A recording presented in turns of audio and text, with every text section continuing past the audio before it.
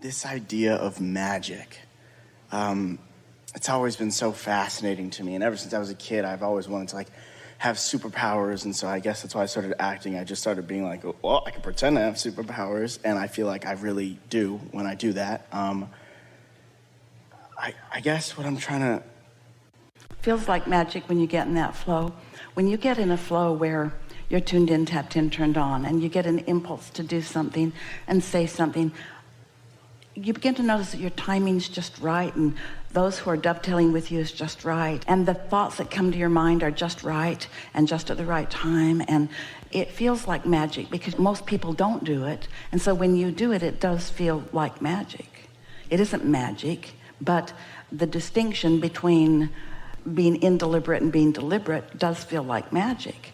When we say to you that here you are in your body perceiving and therefore vibrating, and here's your inner being, bodiless but focused just the same, perceiving and vibrating, and that the difference between the human perception and the non-physical perception, in this absence of resistance, the leverage of that energy is unspeakable. We can't even find words to make the comparison between what you're like when you're not tuned in and what you're like when you are.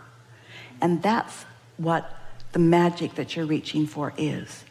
Everything's perceptual, but most humans are more interested in what they're doing and how it's affecting the perception of others. You want to get over that. You want to pay attention to what you're doing and how it affects your perception in relationship to your inner being. And when you begin feeling the invincibility that is you, the never-endedness that is you, the infinity that your cell phone understands because it's the password, then other people will call you magic, and you know what you'll say? I'm not magic.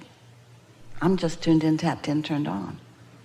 I'm just doing what I came to do and found it early in my life. People say to Esther, thank you for being so courageous. And she says, I don't feel courageous. This doesn't take any courage to tune in and have a good time. There's nothing courageous going on here. Thank you for your superpowers. All I'm doing really is just standing here happy, and this stuff's just flowing through. In other words, there's nothing that anybody can't do here. You just have to feel around until you find it, and when you do, notice it.